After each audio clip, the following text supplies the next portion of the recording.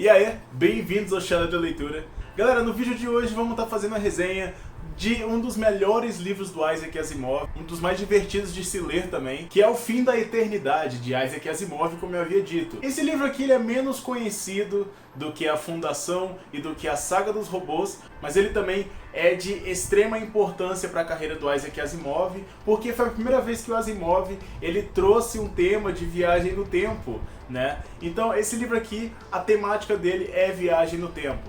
Então, sem mais delongas, vamos lá. A gente está bastante acostumado a ver o Isaac Asimov tratar sobre temas mais futurísticos, né? Só que a grande diferença desse tema aqui é que ele traz a viagem no tempo, como eu havia dito pra vocês. Coisa que ele não é acostumado a trazer, já que, 90% dos livros do Asimov são focados em algum futuro pós-apocalíptico ou em robôs.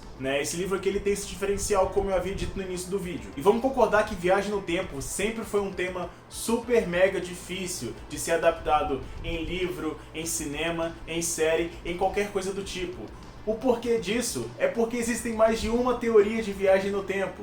A gente tem teorias como criações de novas linhas temporais, como aconteceu em Vingadores Ultimato, por exemplo. E também temos teorias que basicamente abordam uma única linha temporal, como por exemplo De Volta para o Futuro. E às vezes elas dependem também de teorias paradoxais, como por exemplo em Harry Potter e o Prisioneiro de Azkaban, que o passado depende do futuro para acontecer. Coisa que na maioria das vezes é o inverso, o futuro depende do passado. Mas no caso aqui do Fim da Eternidade, o Asimov ele bolou uma ideia super genial para simplesmente não se importar com nenhuma teoria dessas e dar ao público a visão de viagem no tempo que ele tem. No livro a gente tem algumas partes sim que remetem a teorias paradoxais, a teorias de linhas de tempo e etc.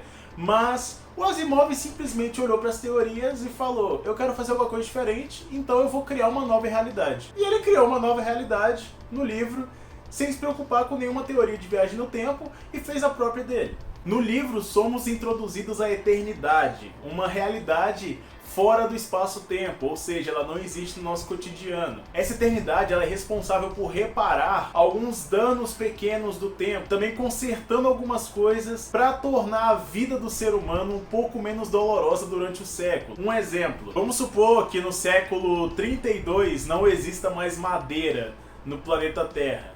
A eternidade ela é responsável por vender ou plantar novas árvores no século 32 para diminuir a dor do ser humano, né? Então a eternidade ela é responsável por isso tudo. Ela é basicamente um hospital universal para o ser humano, corrigindo algumas falhas, etc, etc. Na eternidade moram os Eternos. Os Eternos são pessoas que foram selecionadas a partir do século 26, que é a data que o Asimov colocou para a descoberta da viagem no tempo e a descoberta de viagem entre as realidades, no caso.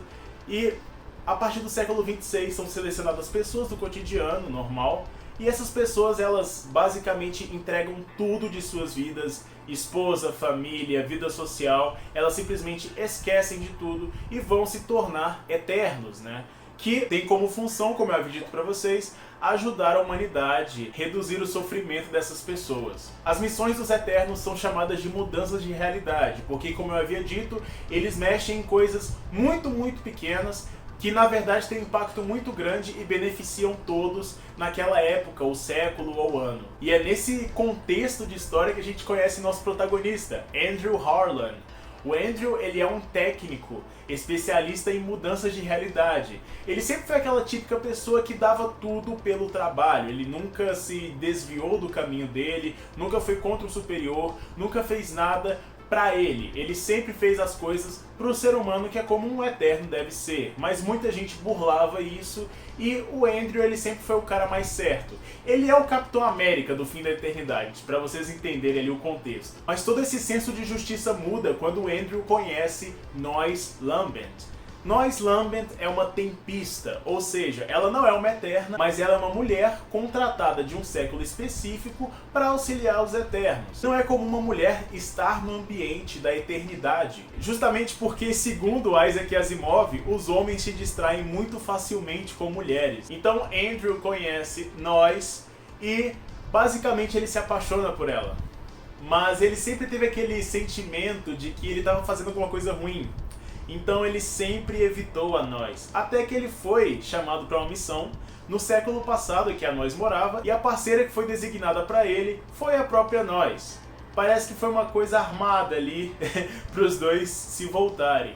Então após a missão eles vão descansar na casa da Noz, onde eles acabam tendo um caso. E na regra dos Eternos isso é totalmente proibido. Um Eterno não pode se relacionar com uma Tempista, justamente pelo fato de que podem ocorrer algumas mudanças complexas, como por exemplo o nascimento de um filho.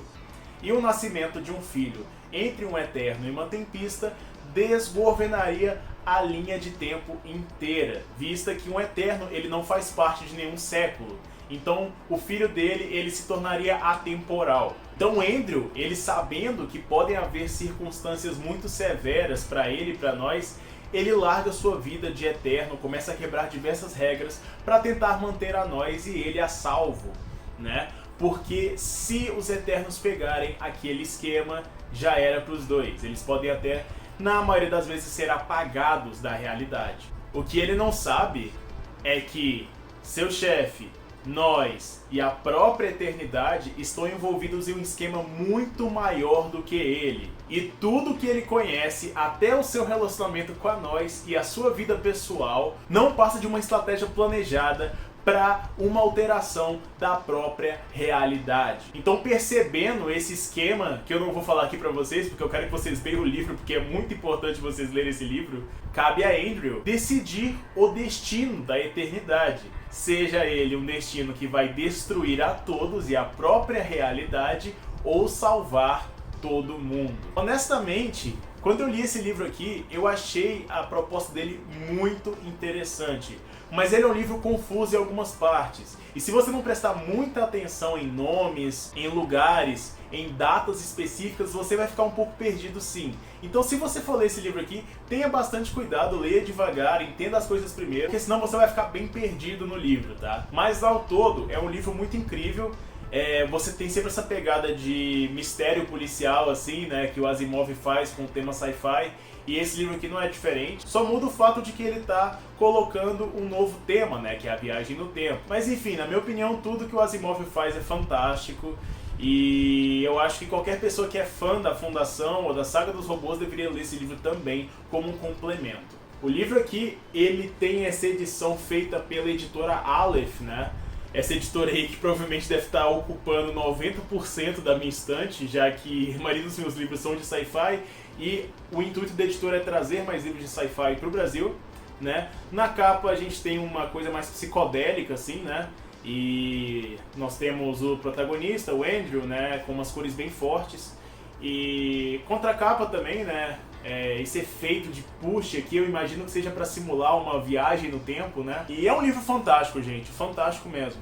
Ele geralmente está bem barato na Amazon, vou deixar o link para vocês na descrição. Ele fica em torno de 22 a 30 reais aí no máximo, ele não passa disso, ele está sempre em promoção.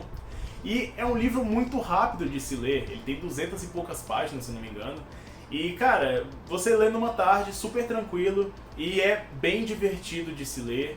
Bem descontraído, e é uma ótima história também, recomendo bastante. Bom galera, espero que vocês tenham gostado da resenha de hoje, espero que eu tenha divertido vocês de uma forma, convenci vocês a lerem esse livro. Lembrando que se você quiser comprar, use o meu link nos comentários, que isso ajuda demais o crescimento do canal. Deixem o like, se inscreva, adicione os favoritos se você quiser, ok? Deixe um comentário aí, a gente sempre pode dialogar. Se alguma coisa não ficou tão clara pra você nesse vídeo, pode falar aí que eu resolvo as suas dúvidas, ok? Em relação ao livro, em relação ao Asimov também. Me siga nas redes sociais, tá aparecendo aí. Muito obrigado mais uma vez, sempre à sua disposição, o Chalé da Leitura. Fui!